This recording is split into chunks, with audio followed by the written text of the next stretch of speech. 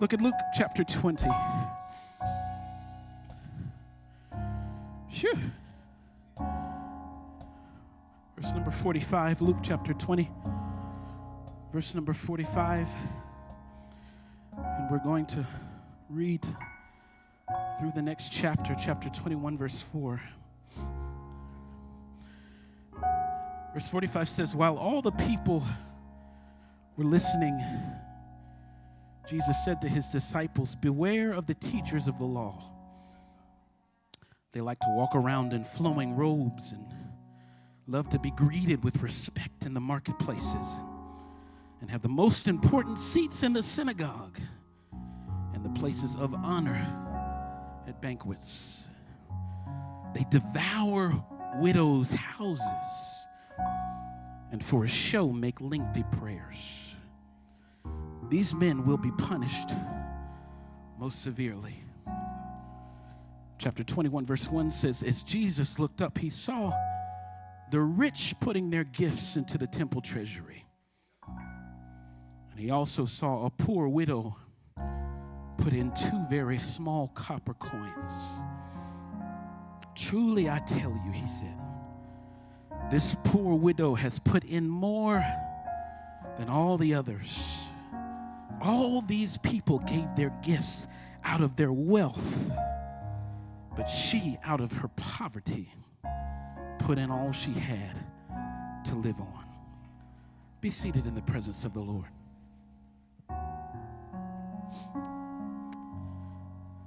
Family, verse 3 of chapter 21 says, Jesus said these words. He said, truly, I tell you, this poor widow has put in more than all the others.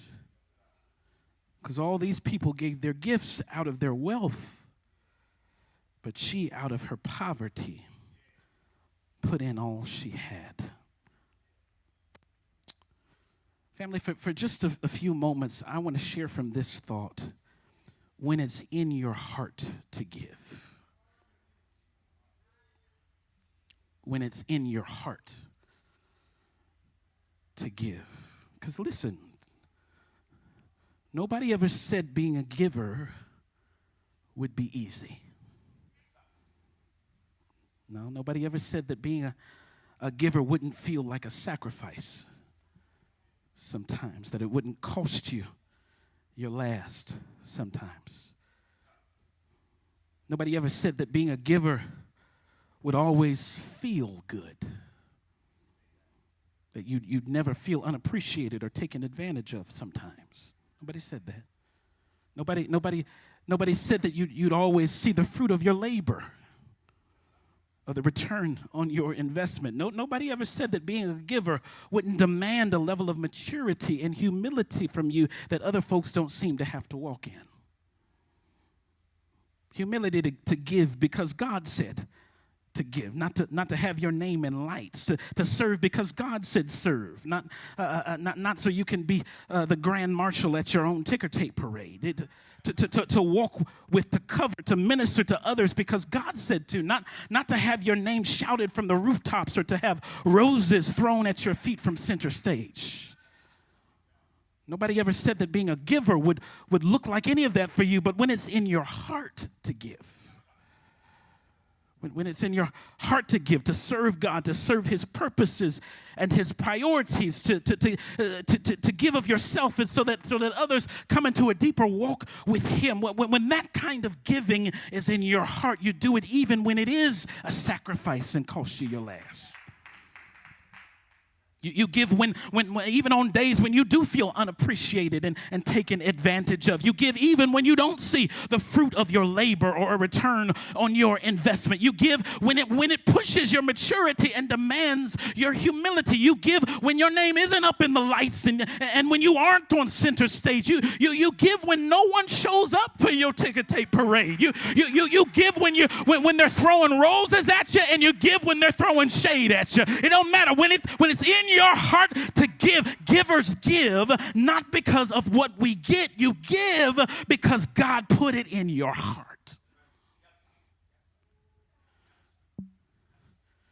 This morning, even in this worship encounter we just had, God is giving power to givers to give. That's what that's for. He's giving us power, anointing, push to do the work he's called us to do. We're honoring folks on this Honor Sunday. We're pausing to honor the givers among us, those who have demonstrated in their giving that what's on their insides. And listen, I have to say how grateful I am and how proud I am that as a church family, we have so many, we really do. We have so many givers among us. That's to be celebrated. We have an abundance of givers that walk with this church family. And today, I just want to say, I see you. I see you. And more importantly, God sees you. He sees us giving and not caring who gets the credit. He sees that. He sees us giving and not stressing about pats on the back. He sees us giving because we truly do care about his purpose and making sure his purpose is accomplished and the lives of those that he wants us to impact are impacted. He sees us, family. But this morning, I just want us to remember on this Honor Sunday, the honor is not just that he sees and celebrates our giving. The real honor is that he lets us give in the first place. That's the real honor. That we're able to give in the first place. Matthew 20 through 28 tells the story of when Jesus was approached by a well-meaning mother. She was the mother of two of his disciples, James and John, Zebedee's boys. She approached Jesus because she'd been watching her boys. She'd been watching their service to Jesus as two of his inner circle disciples. She was proud of her boys. She was proud of their work. She was proud of their service. She was proud of the men they'd proven themselves to be. Not only that, but she probably had in her mind all that they'd given up. She knew that it had cost them. They'd sacrificed to serve Jesus in the way that they had. So in her mind, it was a reasonable request what she was about to ask of Jesus. Verse 21, she said to Jesus, I want you, if you don't mind, I want you to consider granting that one of these two sons of mine may sit at your right and the other at your left in the kingdom. Again, she'd seen their sacrifice. She knew what they'd given up. It seemed only reasonable to her that they should be honored in a way that was fitting from her vantage point and equitable of what they'd given. But Jesus looked at her and said, I don't think you know what you're asking. He said, can you drink the cup that I'm about to drink? In other words, ma'am, I love your boys. I'm very proud of them as well. But if you think there's a direct correlation between your son's service and where they get to sit at the table, you've already misunderstood the assignment. Family, if we ever find ourselves serving because we think our service buys us a certain seat at the table, if we think that it gives us a certain level of credibility or some currency with God that we can trade for stuff. If we think that our service is about jockeying for position before God or before man, I need to tell you we've missed the assignment.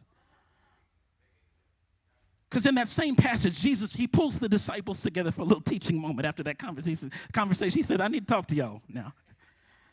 He says, verse 25, he says, you know that the rulers of the Gentiles, they lord their positions over people, and their high officials exercise of authority over them, but not so with you. Instead, here it is, whoever wants to become great among you must be your servant.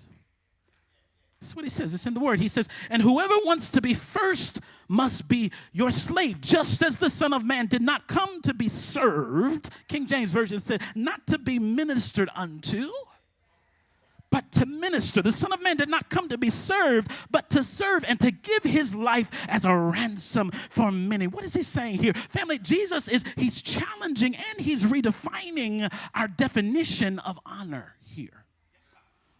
He's saying two things. He's saying first the honor that comes from God and the honor of men, they look very different. Just need to call that out. They look very different. The honor of men, James and John, listen, I need you to understand. The honor of men, it seeks out, it looks for opportunities to serve so that it can use that service to earn for itself. That's what the honor of men does. Sometimes it's seeking to earn status. Sometimes it's trying to earn self-esteem. Sometimes it's about redemption or absolution or relief from guilt. Sometimes it's trying to earn leverage to manipulate or to control. But the honor of men, it can be after a lot of things, but at its core, it wants to sit on a throne. That's what the honor of men really wants. When you boil it down, the honor of men is about sitting on thrones. It wants to be seen and applauded and made much of. But Jesus is saying real honor, the type of honor that is celebrated by and modeled by God, it isn't interested in thrones or it's not even concerned with being honored.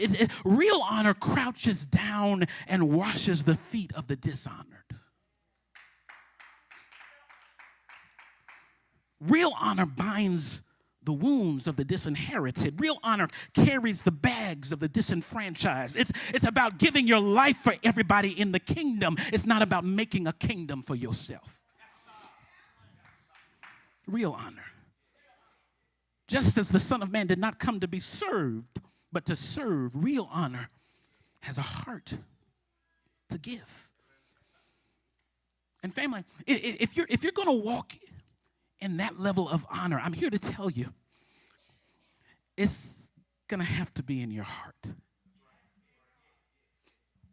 It's got to be in your heart. If you're going to go after the God type of honor versus the transactional man version of honor, it's going to have to be in your heart. That's probably what caught the eye of Jesus when he watched this widow woman in the text lesson this morning. I imagine when Jesus watched her walk up to a place to place her gift in the temple treasury, he saw a woman who actually had a lot of reasons not to give. She had a lot of reasons not to give of herself. I mean, if you really look at her situation, Scripture, it reveals she was extremely poor, only having 2 small coins to give in the first place, meaning that what she gave was likely all she had to live on. Nobody would have been able to blame her had she kept her gift out of concern for her own survival. Listen, sometimes keeping what's inside of you, keeping what's inside that God has given you to give, sometimes keeping that inside, it feels like a matter of survival. Depending on what your journey has looked like, the decision to offer or to protect what's inside of you to others, it could feel like a question of self-preservation. It's not easy all the time to give, because sometimes it hurts to give. Especially when you've gotten hurt giving before. Sometimes it's scary to put yourself out there to offer what might be rejected or mishandled or belittled by people who don't understand that it was the last thing you had to give.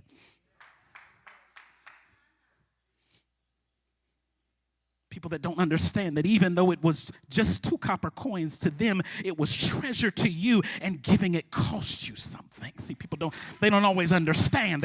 They don't always understand. Sometimes it can be easier to just say no. Let me hold back what I have because everybody else's coins look so abundant and so shiny and so valuable and so impressive. But when it's in your heart to give, when it's in your heart to give, the gift starts to feel uncomfortable when it remains in your hands for too long. When it's in your heart to give. When it's in your heart to give, you'll place your copper next to anybody's gold any day of the week, not because your copper is so great, but because the one who gave it to you is so good. When it's in your heart to give. This woman, She no doubt battled all of those voices of insecurity and insufficiency and shame that told her to be ashamed of what she had to give. But she gave it anyway because it was in her heart to give. Now, Jesus, he watched this woman taking her gift to the temple treasury, and he watched her. He saw a woman who could have held back her gift because of her shame, but he also saw a woman who could have held back her gift because of her skepticism. Why does this temple need all these gifts anyway? Y'all ever met that person before? Y'all talked to that guy before? These temples just want your copper coins these days. That's all they want. When Jesus looked at this woman, he saw a person who had every right to have that level of skepticism. In fact, Jesus himself expressed his own skepticism of the temple system as he was sitting there contrasting the posture of this woman's heart for giving against the other religious leaders and church folks who'd shown up that day. Jesus told his disciples in verse 46, he said, beware of the teachers of the law. He's literally sitting in church, watching all the watching, everybody doing the doing. And Jesus looks over at his disciples and he said, now y'all beware of the teachers of the law. Look at them. They like to walk around in flowing robes, and they love to be greeted with respect in the marketplaces and have the most important seats in the synagogue and the places of honor at banquets. But here it is. They devour widows' houses. The very same folks who want the respect and the honor devour the widows' houses. See, this was a religious system where leaders would act pious and prayerful in public, but then they go behind closed doors and fix prices on sacrificial animals in the market and take a cut when people got price gouged on their way to church. That's what was really going on. This was a religious system where the church would complain about the unholiness of sinners and tax collectors, but never sit with them long enough to show them a better way. That's what was really going on. This is what Jesus was skeptical of when he looked at the temple. And let's be honest, the sad reality is not much has changed.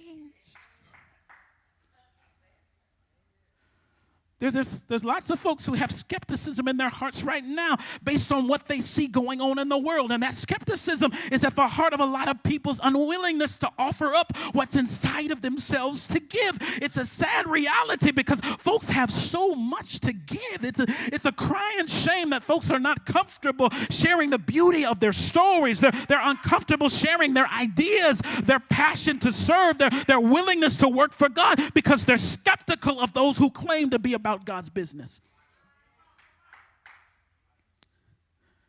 For a lot of folks, that skepticism, that distrust and disillusionment with people and with systems and institutions, not just the church, but all kinds of systems, all kinds of institutions, they let their skepticism hold them back from giving what's in their heart to give.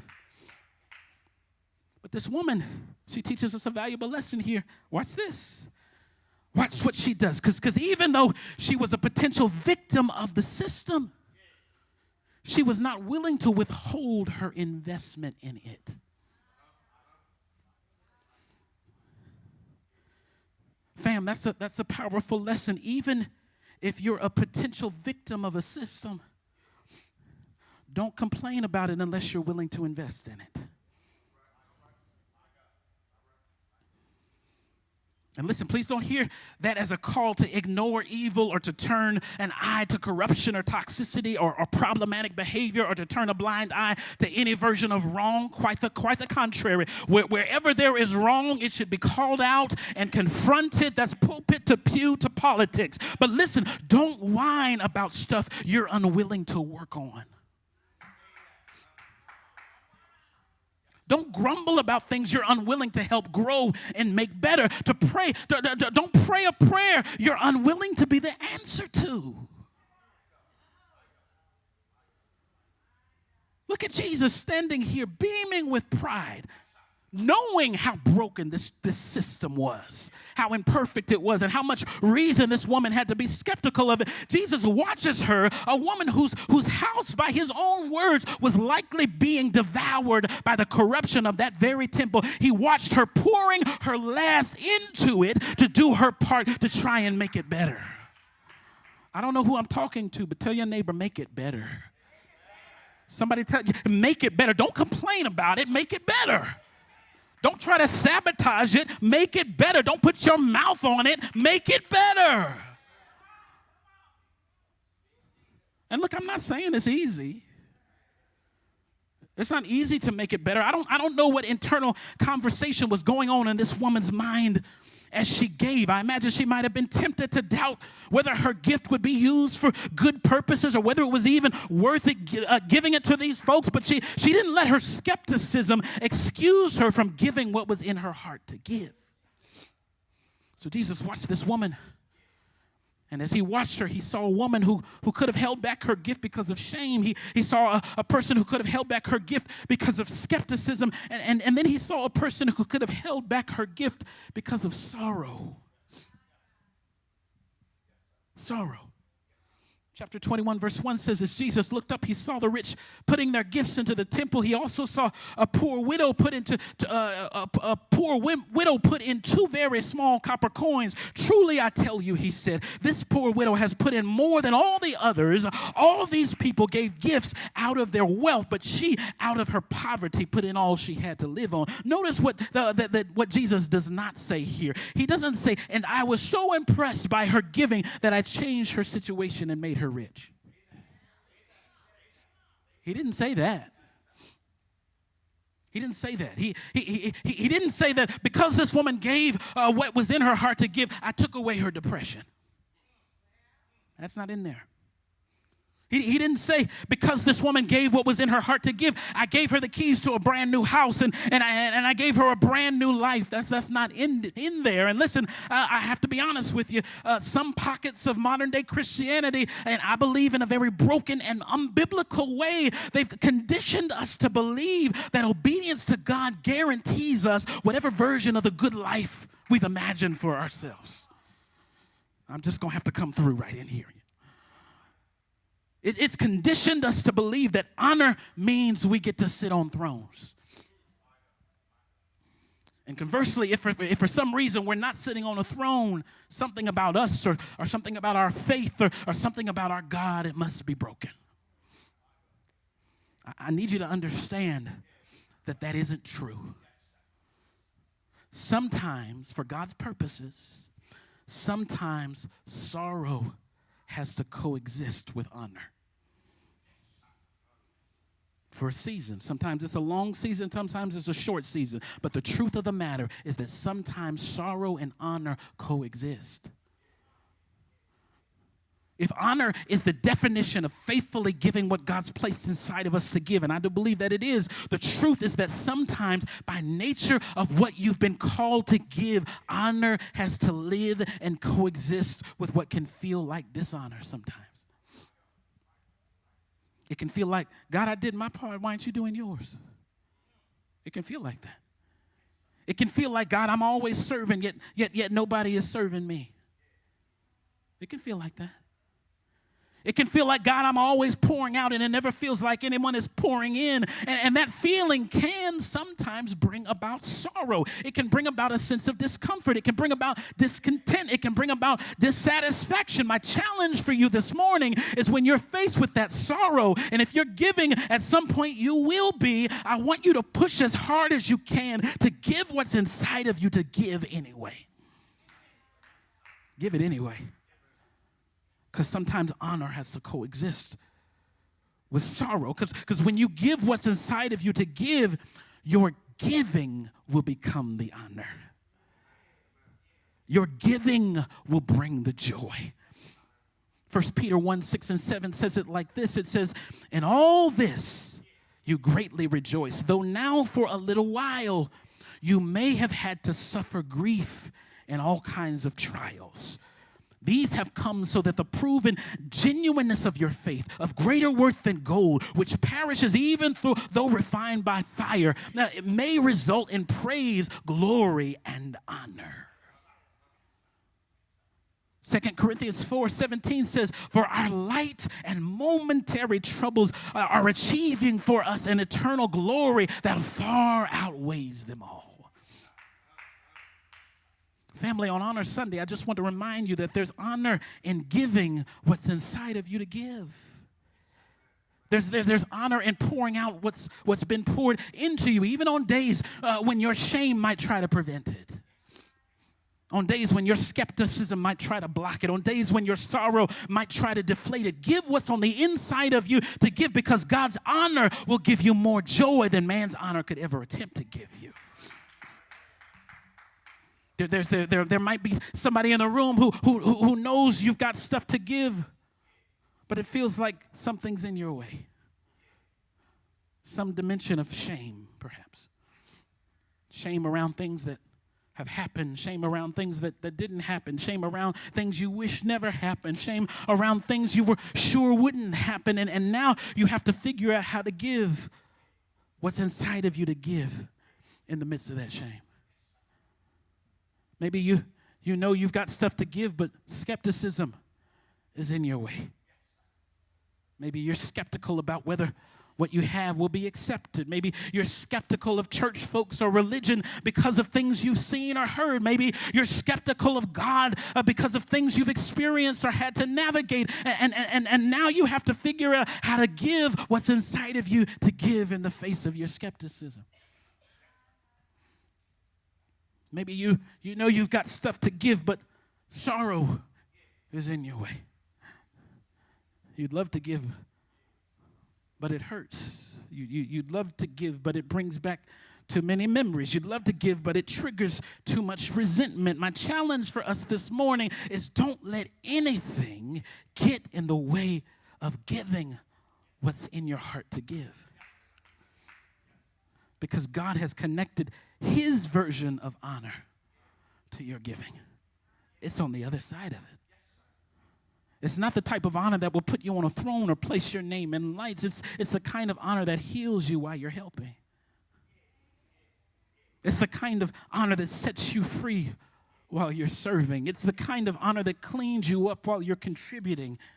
But it only happens when it's in your heart to give. Stand on your feet, family.